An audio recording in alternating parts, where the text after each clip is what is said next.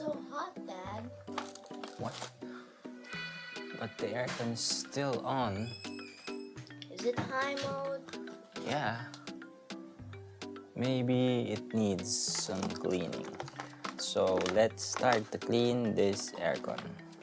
Okay, let's clean the aircon. Yeah. Alright, first thing you're going to do is to turn off the circuit breaker of your aircon.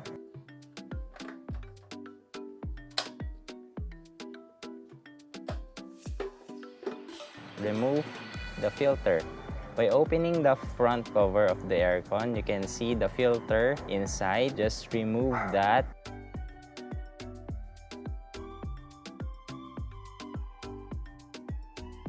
Then you need to clean now that filter. You can use a tap water to clean. Avoid using soap.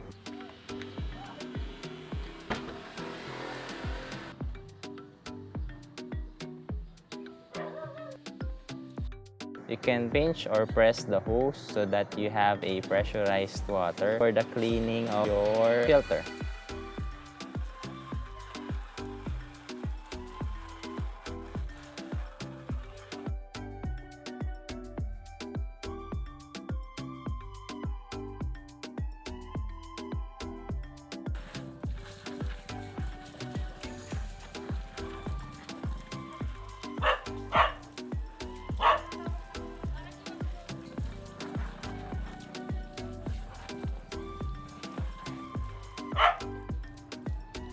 And then you can now dry up the filter. You can set it aside and let it dry.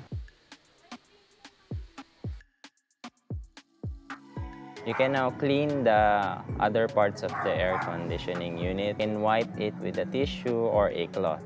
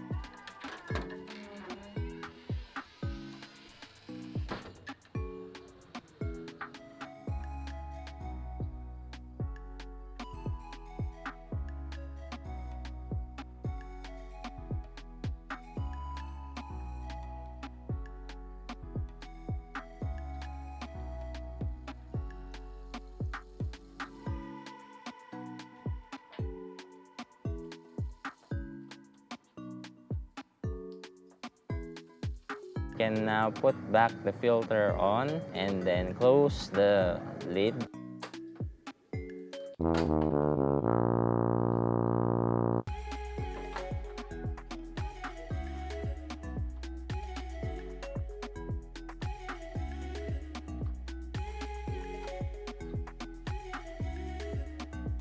We're using a scotch tape to put it back on because it's an old air conditioning unit. The cover snapped, so we need to put it back on with the tape.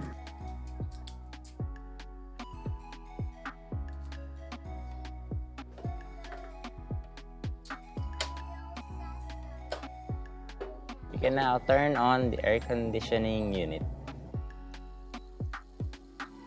Do this at least once every 2 weeks or once a week if your surroundings is dusty. This will help our room to be cool again. Thank you for watching this video and I hope it helped you out on cleaning your air conditioning. Thank you for watching. Don't forget to subscribe to my channel and click the bell button to get you notified on my next upcoming videos. See you again on my next video.